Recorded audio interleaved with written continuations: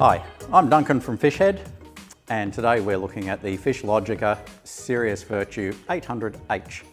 This is the most powerful rod in the Fishlogica casting range currently, and yeah, 8 foot long, designed as an all-rounder topwater rod, especially aimed at shallow flats work and yeah, definitely shallow water work. So it's rated as a P6 to 8 and 80 to 160 gram lures. So it certainly has, for a PE8 rod, it's got that moderate to lighter tip section. So we've got a really nice softer tip taper initially, and then firming up steadily through the blank and getting more firmness between the first two guides and down towards the grips there. So just a steady rise up in stiffness all the way through. Talking to the guys at Fishlogica, this one was designed with a lot of flats casting in mind, so chasing really big reef fish, mixed in with when you find GTs or big mackerels and stuff like that on the flats, or coming across wrasse, where you will perhaps be catching a lot of smaller fish, but you want to have some power and reserve for when the big fish come along. So component-wise on this rod, we've got the Fuji rubber butt cap, that slim rear grip, the Fuji Reel seat with the locking ring on it, nice firm EVA grips, nice patterning in the carbon weaves as well, which looks really nice on all the rods. Then we have the Fuji MNSG guide as the stripper, so going with the heavy duty strong guide for the stripper there, and then into stainless frame silicone K guides all the way through to the tip.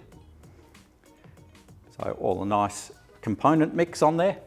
And yeah, we use the 14,000 size reel on this. P6 to 8, generally I would fish a 14,000 reel, and this one's no different because the rod is, I would say, at the lighter end of some of the P6 to 8s. This one certainly benefits from the smaller reel, so I don't see much use in going to an 18,000 reel on this rod. It'll certainly balance it, but you can get all that you need out of a 14,000 is fine. It just keeps the whole outfit feeling nice and light. Anyway, let's see how it casts. All right, so our OTL chop comes in around 80 grams, and bottom rating for this rod is minimum is 80 grams.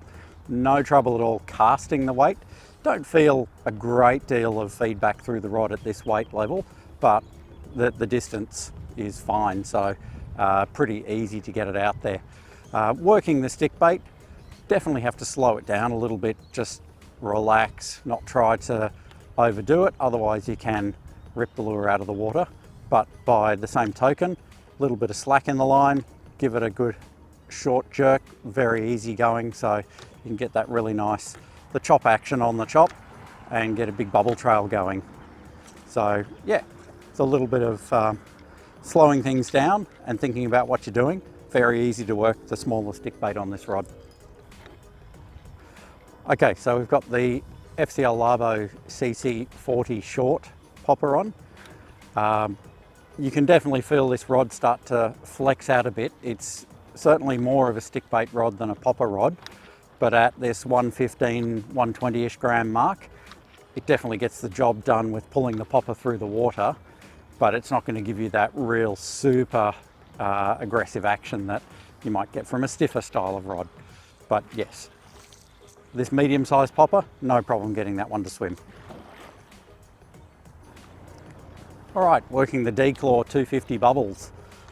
This one weighs around that 160 gram mark with the hooks on, so it is sitting on the comfortable top end of what the rod's designed for.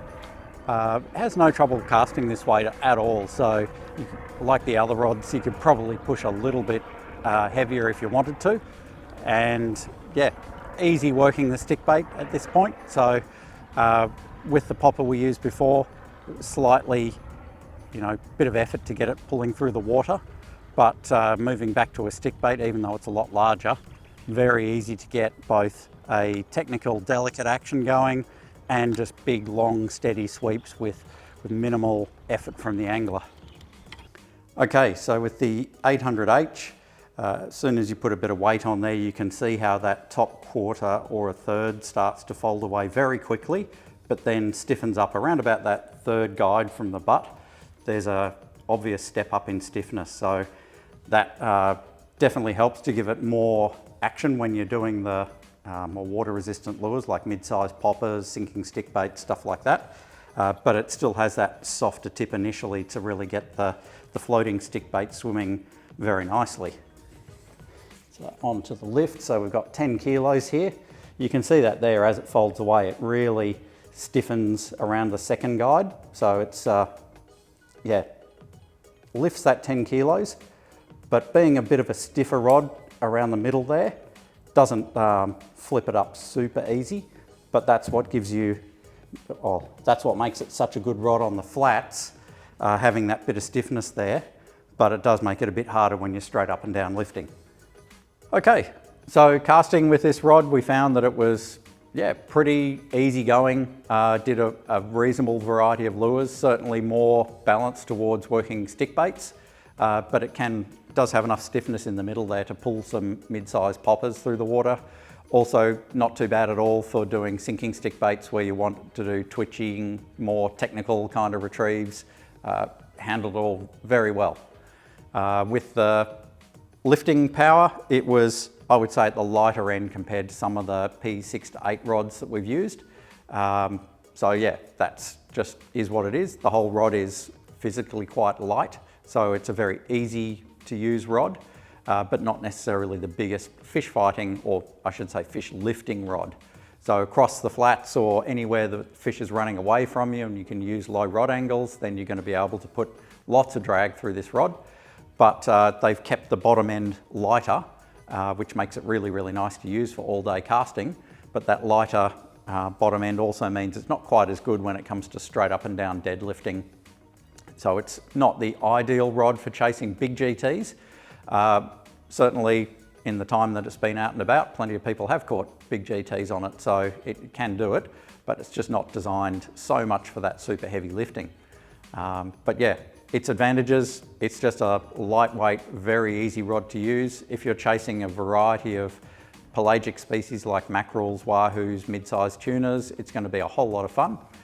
And anywhere on the flats where you're just throwing lures at all the reef species, so trout, emperors, that sort of thing, where you're perhaps catching a lot of smaller fish, but you are planning to be there for when that bigger fish comes along or the big flats GT comes out. This rod has that extra power in it that you will be able to hang on for the big fish. So yeah, really nice mid-weight rod in the GT kind of sphere. Okay, so thanks very much for watching. You can check this one out on our website, and we'll be back again soon with more videos.